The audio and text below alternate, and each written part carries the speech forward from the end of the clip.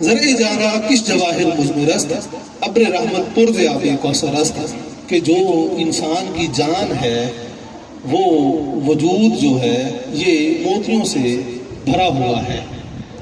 اس وجود کے اندر اس نے سانس کی صورت میں موتی رکھے ہیں. یہ موتی تیرے اندر آ رہے ہیں، جا رہے ہیں، سانس نیچے جاتا ہے، اوپر آتا ہے، اور تو زندہ ہے. لوگ تو یہ کہتے ہیں کہ یہ زندہ ہے. اب فرماتے ہیں کہ اس جان والی کھیتی کو یہ جو سانس ہیں ان کو ابر رحمت سے سیراب کر، آب کوثر سے سیراب کر، اللہ رب العزت کے نور سے سیراب کر. چاہے جائے کہ تو اپنے ان سانسوں کو کسی فضول جگہ پہ لگائے، کسی ایسی جگہ پہ خرچ کرے کہ جو تجھے فائدہ نہ دے.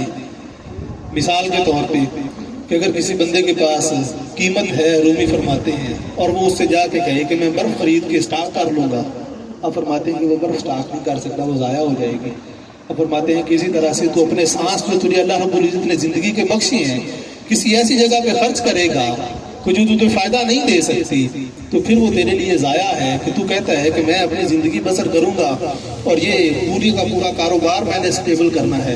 وہ کاروبار تو اسٹیبل ہوگا لیکن وہ دوسرے لمحے ختم بھی ہو جائے گا، اور جتنا تو نے اس پہ وقت ضائع کیا ہوگا وہ سارے کا سارا فضول چلا جائے گا. اللہ رب العزت فرمائے گا کہ میری بارگاہ میں تو نے اس کو ایک لمحہ بھی خرچ نہیں کیا.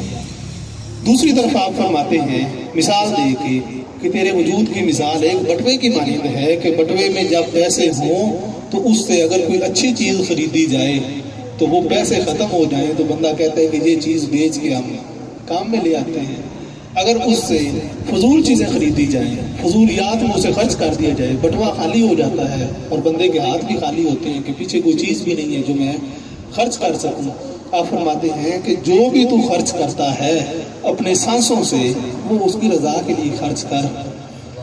تیرا جو دل ہے، تیرا جو سانس ہے وہ اس کے لیے چلنا چاہیے. ہاتھ سے تو جو بھی کام کرے، جیسے بزرگان دین فرماتے ہیں کہ ہاتھ کار والے دل یار والے، دل کا دھیان جو ہے وہ تیرا اللہ رب العزت کی ذات کی طرف ہونا چاہیے. جیسے نبی مکرم صلی اللہ علیہ وآلہ وسلم نے ارشاد فرمایا کہ جب بندہ مومن ایک نماز کے بعد دوسری نماز کا انتظار کرتا ہے تو وہ گویا کیسے ہی ہے جیسے نماز میں ہے.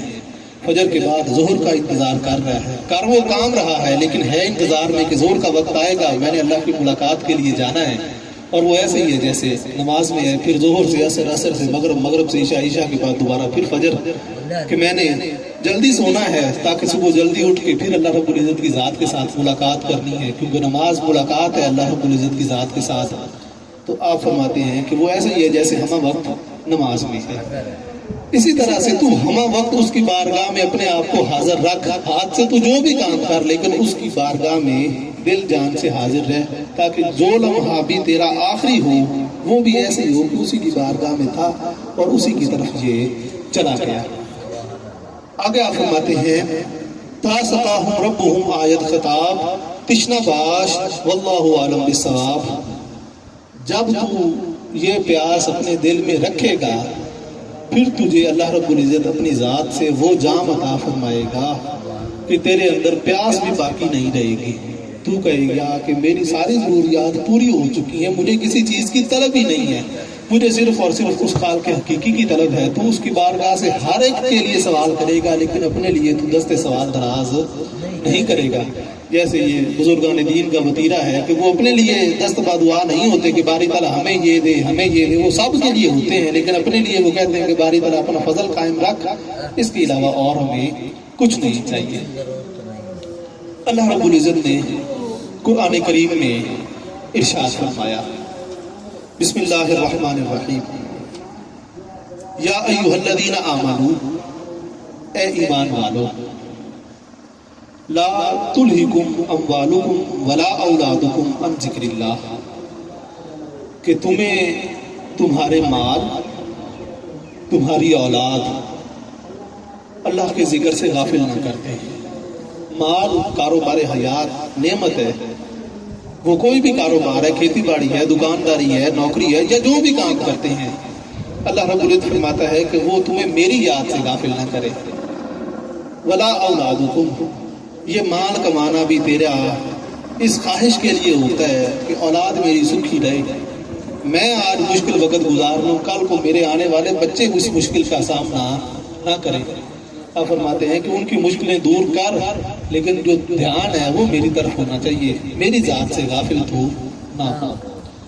وَمَن يَفْعَلْ ذَلِكَ، پس جس نے یہ غفلت کی، فَأُولَٰئِكَ هُمُ الْخَاسِرُونَ، وہی لوگ گھاٹے میں ہوں گے، وہی لوگ نقصان میں ہوں گے۔ کہ جو بندہ اس غفلت میں زندگی بسر کرے گا، اللہ رب العزت فرماتا ہے کہ وہی نقصان اٹھانے والا۔ دوسرا سوال، وہ لوگ جی بزرگ تھے، انبیاء کرام تھے، آج وقت میسر نہیں ہے، ہم کیسے زندگی گزاریں، ان کے نقش قدم پہ چلیں؟ وہ کتابوں کی باتیں ہیں جی، اپنی زندگی میں ٹائم نہیں ملتا کہ ہم کچھ کام